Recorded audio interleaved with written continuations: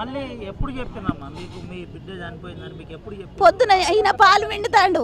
మరి 6 అవుతుందో 5:30 అవుతుందో, నేను లోపల పని చేసుకుంటానా, ఈయన బర్ల కాడికి వేయండు, పాలు విండుతాడు. ఫోన్ వచ్చింది. ఫోన్ వచ్చినాక ఎవరే మరి పొద్దున ఫోన్ చేసిందానంటే వాళ్ళే గొల్ల పల్లెలు చేస్తాను అని అన్నారు. గింత పొద్దున ఎందుకు చేస్తాను అని అన్నోళ్ళే ఇక వాళ్ళే మాట్లాడుకున్నారు. ఇక ఎడతాడు, నాకు ఏం చెప్తలేడు సారు. ఇక నేను ఫోన్ చేద్దామనంటే నా చెల్లెల బ్యాలెన్స్ లేకుండే. ఇక అప్పటిదప్పుడే మళ్ళీ ఫోన్ చేసిన వాళ్ళే మేము ఉరికిన ఏమని బిడ్డ ఉరి పెట్టుకున్నది అయిపోయింది, ఏం లేదని అన్నాడు సార్. ఇక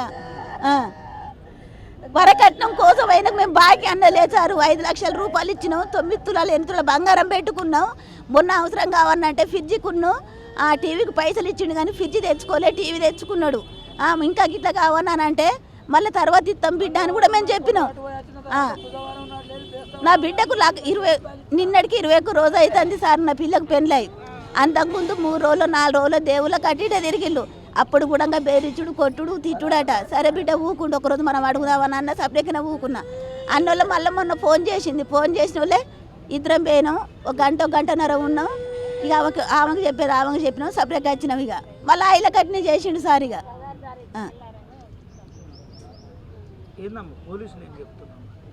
పోలీసులు మేం చెప్పలేదు.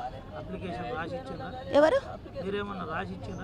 మేమా ఇప్పుడే ఇచ్చినాం. ఇక్కడ మేము పోయే వరకు ఆ పిల్లను ఇట్లా పండేసుకున్నది అట్టిగా ఉంచి ఏం లేదు పిల్ల దగ్గర. గిట్నే దాని దగ్గర దిక్కులేనట్టుగా అయిపోయింది సార్. నేను కానీ భూమి మీద వారేసినట్టు అయిపోయింది. ఏం గిట్లా అట్టిగా గచ్చు మీద వండేసి ఎర్రటి ఎండకు. నేను బట్టలు ఇవ్వలేదని, నేనేం పోయాలని భోజనాన్ని ఏ గంగల వేయలేదు. మీరు మంచిగా బతికిన వారికి ఇంకో కొన్ని ఇస్తానని కూడా నేను చెప్పిన సారు.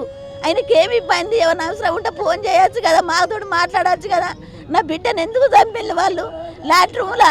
ఆ లాట్రూమ్ ఎత్తుకుండా కూడా నా బిడ్డ చదువుకున్న అమ్మాయిని గుంజి పెళ్లి చేసినాం మేము. నా బిడ్డకు జాబ్ వచ్చినా కానీ కూడా మేము పంపించలే. నాకు వెనక ఎవరు లేరు, ముందు ఎవరు లేరు అని సారు. ఏం చెప్దాం అనుకుంటున్నాం ప్రభుత్వం అంటే మాకు కొంచెం న్యాయం చేయాలి సార్. మరి మీరు న్యాయం చేయలే.